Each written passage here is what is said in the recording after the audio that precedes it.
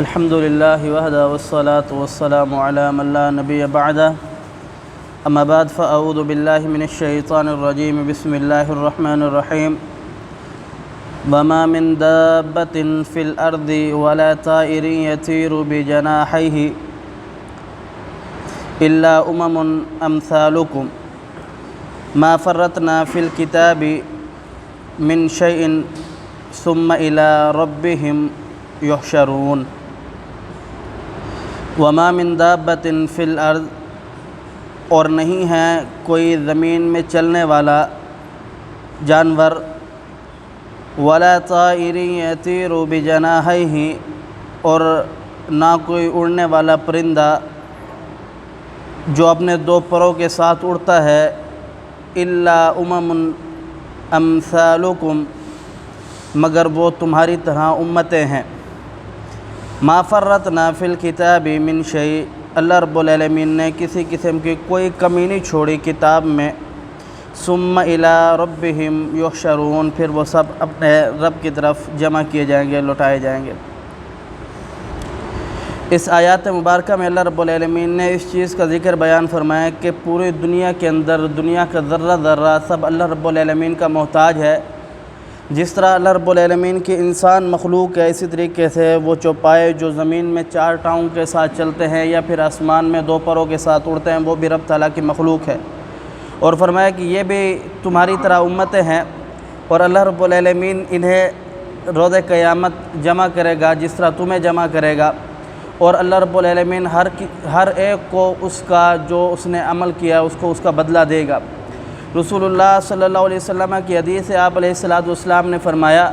کہ اگر کوئی ایسی بکری ہے جس میں جو سینگ والی ہے اور اس نے بغیر سینگ والی بکری کو اپنا سینگ مارا تو یہ اس نے اس کے ساتھ زیادتی کی ہے، حالانکہ جانوروں کا حساب نہیں، حساب و کتاب نہیں ہوگا، لیکن اللہ رب العالمین ان دونوں کو بلائے گا، وہ اپنا سینگ جس طرح اس نے مارا تھا اس کا بدلہ اس کو دے گا، پھر ان دونوں ختم کر دے گا۔ تو مطلب یہ ہے کہ اللہ رب العالمین کسی کے ساتھ نا انصافی نہیں کرے گا، اور فرمایا کہ یہ تمہاری طرح امتیں ہیں۔ فرمایا کہ ما فرطنا فی الکتاب من شیء، اللہ رب العالمین نے کسی قسم کی کوئی کمی نہیں چھوڑی کتاب میں۔ اب اس کتاب میں مفسرین کے دو آراء ہیں، دو قول ہیں۔ ایک تو یہ ہے کہ یہی کتاب ہے جو قرآن پاک ہے، اس کے اندر اللہ رب العالمین نے دنیا کے اندر جتنے بھی معاملات ہونے والے ساری چیزوں کو بیان فرما دیا۔ بعض لوگ کہتے ہیں کہ اس کتاب سے مراد وہ کتاب ہے جو لوح محفوظ میں اللہ رب العالمین کے پاس محفوظ ہے، اس کے اندر دنیا کے جتنے بھی احوال ہیں جتنی بھی چیزیں ہیں ساری رب تعالیٰ کے پاس محفوظ ہے، اس کتاب کا ذکر ہو رہا ہے۔ آگے رب تعالیٰ فرماتے ہیں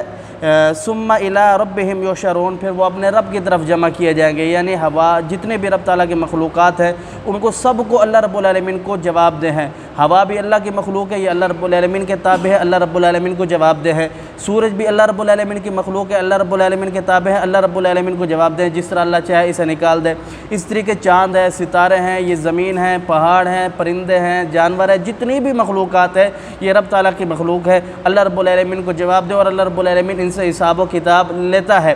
آگے بیان فرمایا کہ سب کے سب کو اللہ رب العالمین کی طرف لوٹنا ہے، یعنی اللہ رب العالمین نے اپنی کبریائی کا ذکر بیان فرمایا کہ سب کا مالک، سب کا رازق، سب کو رزق دینے والا، سب کو چلانے والا، اس دنیا کا نظام کا مالک صرف واحد اللہ ہے، اس کے سوا کوئی نہیں ہے۔ آگے رب تعالیٰ بیان فرماتا ہے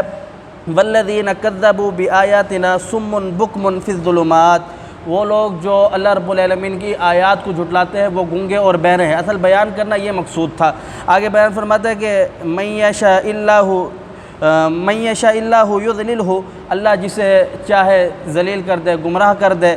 ومن یشاء یجعلہ علی صراط مستقیم، اللہ جسے چاہے سیدھے راستے کی طرف ہدایت دے دے۔ یعنی سب چیزیں، سب معاملات اللہ رب العالمین کے اختیار میں ہیں، اس کے ساتھ کوئی اس کا ہمسر، کوئی ساتھی، کوئی اس کے ساتھ دینے والا نہیں ہے، یہ اکیلا وحدہ لا شریک ہے۔ اللہ بیان فرماتا ہے کہ جو لوگ اللہ رب العالمین کی نشانیوں کو، آیات کو، اللہ رب العالمین کی طرف سے بھیجے جانے والی شریعت کو جھٹلاتے ہیں، اللہ پاک فرماتے ہیں کہ وہ گونگے ہیں اور بہرے ہیں اور ہیں بھی اندھیرے میں۔ بیان فرمایا کہ اگر ایک شخص گونگا ہو اور بہرا ہو، نہ بول سکتا ہو، نہ سن سکتا ہو، اور وہ ہو بھی اندھیرے میں، نہ اسے کچھ نظر آ رہا ہے، نہ وہ اپنی بات کسی کو سنا پا رہا ہے، نہ وہ کسی کی بات سن پا رہا ہے، تو اللہ رب العالمین بیان فرماتا ہے کہ یہ لوگ ایسے لوگ ہیں جو اللہ رب العالمین کا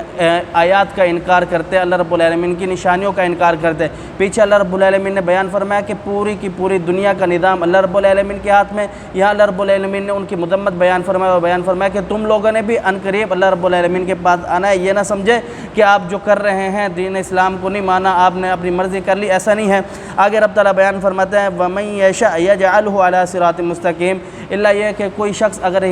راہ راست پر آ جائے، سیدھی راستے کی طرف آ جائے، تو اللہ رب العالمین ہدایت دینے پر قادر ہے۔ اللہ سمجھنے عمل کی توفیق دے۔ قل قولی ھذا استغفر اللہ لی ولکم ولسائر المسلمین۔